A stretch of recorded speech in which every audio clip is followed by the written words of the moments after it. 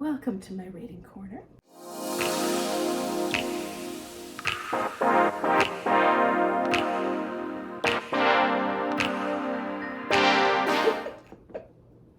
Did I tell you I love this, by the way? It just makes me so happy. Hi, you guys. I just wanted to say hi. Hi. And I wanted to give you a bit of an idea of what I'm going to be reading for August. So I decided to choose some books, I'm setting themes for each month for the rest of the year. For July, it was Sci-Fi July. And I didn't just read sci-fi, to be perfectly honest, because I still had some things that I was trying to finish from June. So, yes. However, where is the book I'm currently reading? Apparently, oh, there it is. So right now, I'm reading Children of Time. And I love this so much. Problem is, I'm only on page 202 and we are the 29th of July. And I need this to be done.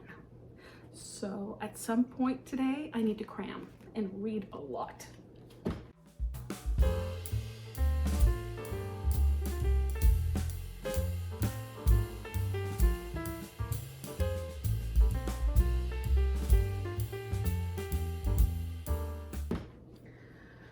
Kind of get ahead. So, I mean, if I do end up reading a little bit of it in August, it won't be so bad. It's just that I did that in June and now I'm like, it kind of just pushed everything else. Anywho, so if you'd like to know the books, I will probably do like a bit of a rundown of what I read in for Sci-Fi July. And yeah. However, for August, I decided to choose, I went literary August, but it's kind of literary August. And I'll explain why. I wanted to pick some books that do have different types of genres, but that probably all have deeper meaning, if you will. So in my next video, you'll actually see which ones I'm actually going to be reading, because I'm going to be picking it. And I don't pick from like a nifty little app thing. No, I do like a cup and I write the titles and I put in the cup and I physically choose, because I'm old school. But here is the list of books that I want to pick from, okay? Just to give you an idea of the kind of things that I want to read in August. First title is The Seven Husbands of Evelyn Hugo by Taylor Jenkins Reid. And no, I haven't read it. And yes, I'm very excited to read it. And my youngest said that they really enjoyed it. So that's one of the contenders. Next one, Taylor Jenkins Reid again. And this is Daisy and the Six. I still haven't read this and I really need to. So that I can watch the show. I really want to read this. So there's that. Then I want to read The Symptoms of Being Human by Jeff Garvin. And I love the tagline, boy or girl? Yes. Very interesting. Night by, I would read this as being Elie Wiesel, but that's probably completely wrong. And this is nonfiction. Yes, little blue tab means nonfiction. And it is about a man who was taken, him and his family were taken from their homes in 1944, and they were put into the Auschwitz concentration camp when he was a teenager. So definitely want to read that. I just realized this is the first nonfiction book / memoir that I'm going to be reading that's not going to be gay for the year. I would have loved if it was gay, but oh gosh, I don't know how. I don't think there's very many of them that are still around to be able to tell us about their experience as a gay man in a concentration camp. So Oh, that just depressed me. Next one is The Yield by Tara June Winch, and I have been really wanting to, this I bought very early this year or at the end of last year, and I fell in love with the story, or what the plot is supposed to be. Oh, I love this. It says, it is a powerful reclaiming of Indigenous language, storytelling, and identity that offers hope for the future. This is the kind of stuff that I love. So really want to read this. I'm trying to go a little bit by size of book here because, oh my goodness. Okay, let's grab this one. So I already started this one, and not to worry, I will, once I'm already on page 64, and I really love it. I put it aside so that I could start Sci-Fi July, but I really want to finish it. It's really good. This is Freshwater by this name. I don't want to butcher their name, so that's why I'm not saying. But yes, very excited about finishing this one. Next, I have this book that's on my list of 23 books to read in 2023, and this is One Flew Over the Cuckoo's Nest by Ken Kesey. Kesey, I don't know how to pronounce it. I'm French. I've seen the movie. I love the ending. I love the Indigenous man at the end. That big Indigenous man. I didn't realize he passed away. I think he got cancer or something like that. I was so sad because I wanted to look him up and see if he was in other movies. And I've seen him in different movies. So yes, oh, I loved him in that movie. Oh my God. Like he just looks like a big, huge, silent teddy bear. And I just wanted to go hug him. Yeah, he's probably like, in the movie, he's probably like some kind of a convicted killer or something. But no, here I am wanting to give him a giant hug because that's just me. Anyway, really want to read this book. Let's move on. Then the Slaughterhouse-Five by Kurt Vonnegut. Sorry.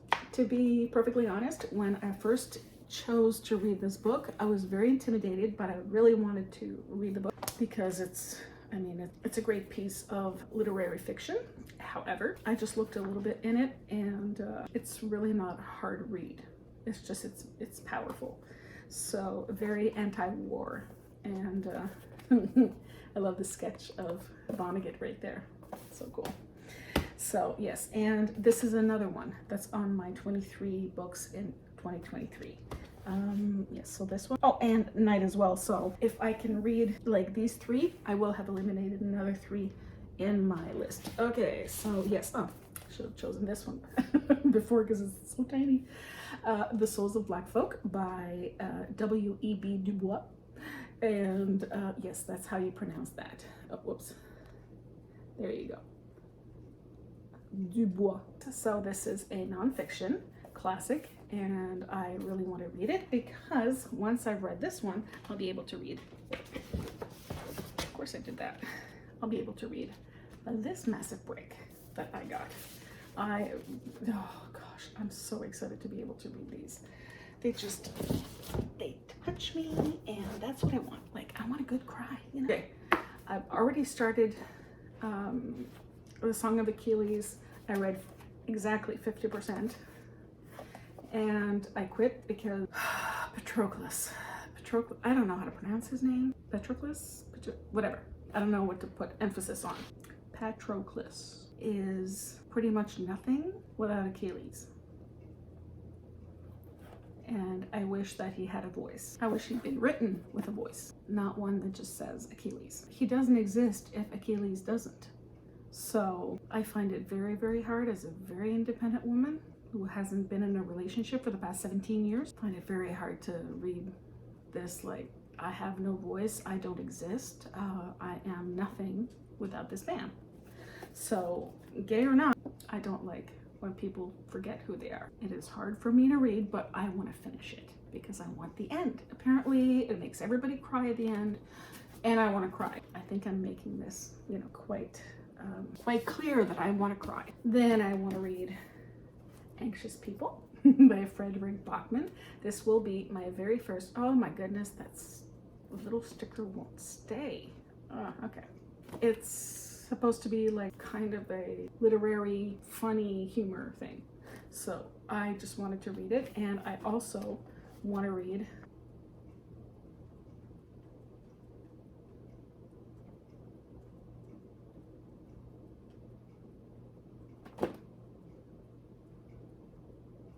okay.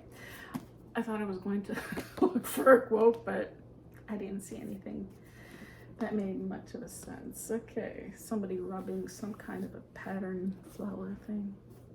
Okay, and finally, out of my paperbacks, oh, I still have more.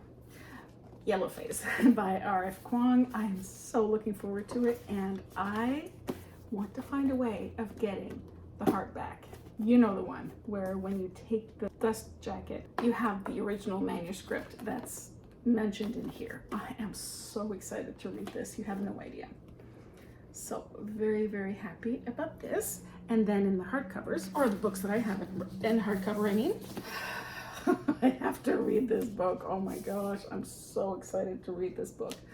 So yes, as I said, like anything that's been nonfiction has all been in the happy land. So in my happy land, I should say. Oh, sorry. This is Page Boy by Elliot Page. This is the story of a trans man. So excited to read this. Slay. Black gamers go through this every day. I remind myself it's just part of gaming while black. Racism crops up in so many places. I should be used to it by now, but I shouldn't have to be. Not here, not in Slay. I'm here to defend that right to safety, to defend this space. I am a queen, and this is my game.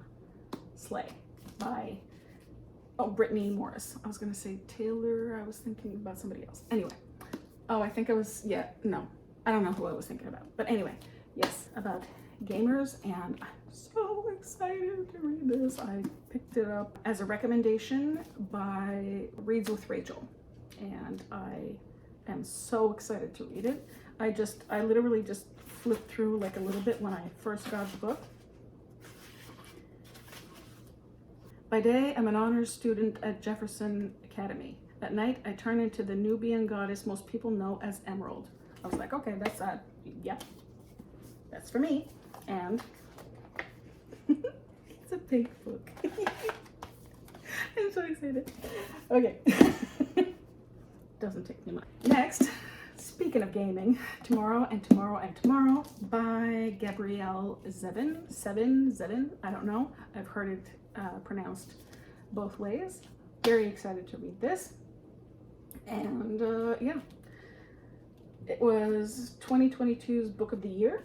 I got it through Book of the Month, as you can see here. And that is that. And finally, The Invisible Life of Addie LaRue by V.E. Schwab. It will be my first V.E. Schwab book. A life no one will remember, a story you will never forget. I also got this book from Book of the Month, and it was a Book of the Year finalist for 2020. So, okay, so this is the list of books I'm going to be choosing from for Literary August. Thank you so much for watching. Don't forget to give this video a big thumbs up if you enjoyed it, and I'll catch you all later. Bye, guys.